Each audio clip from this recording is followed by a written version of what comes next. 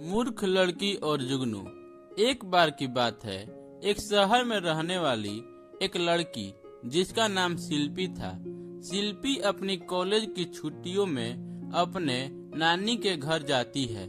नानी का घर शहर से दूर पहाड़ों में था। शिल्पी के घूमने फिरने में दिन का समय तो निकल गया, लेकिन जब रात के समय खाना खाने के बाद शिल्पी सोने जाती है, लेकिन शिल्पी को नींद नहीं आती है।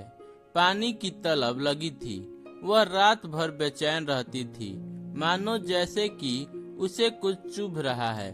शिल्पी चारों दिशा में नजर घुमा के देखती है। जैसे ही नजर रसोई घर की तरफ घुमाती है, वहाँ पर एक जलता हुआ दिया दिखाई देता है।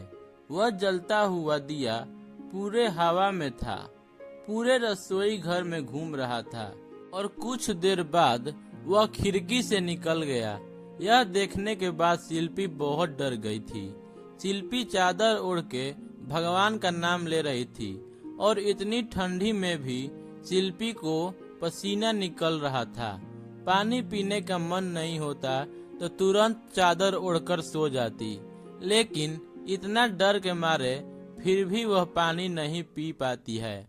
दूसरे दिन जब शिल्पी सुबह उठती है तो किसी को यह बात नहीं बताती कि रात में उसके साथ क्या क्या हुआ है, और सोच रही थी कि सब मुझे पागल समझेंगे, इसीलिए वह चुप रहती है। अब दूसरा दिन भी निकल रहा था।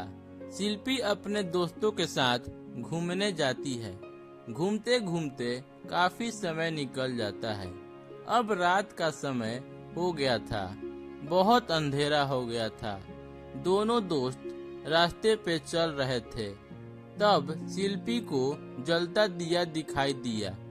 तब शिल्पी अपने दोस्तों को धीरे से आवाज लगा के कहती है, देखो जलता दिया। तब दोस्त ने मुस्कुराते हुए कहा, ये तो जुगनू है जो रात के अंधेरे में टिमटिमाते हैं। शिल्पी ने कहा, मैंने ऐसा कभी नहीं देखा, इसलिए मुझे यह जलता दिया लगा। इस प्रकार शिल्पी का मजाक बन गया और सारे दोस्त हंसने लगे। इस कहानी से हमें यह सीख मिलती है कि जिस चीज के बारे में पता नहीं होता, उस चीज के बारे में ज्यादा नहीं सोचना चाहिए। किसी समझदार आदमी से समझ लेना चाहिए, तभी निर्णय तक पहुंचना चाहिए। Thanks for watching. Please like, share and subscribe my channel Story Time Zone for more interesting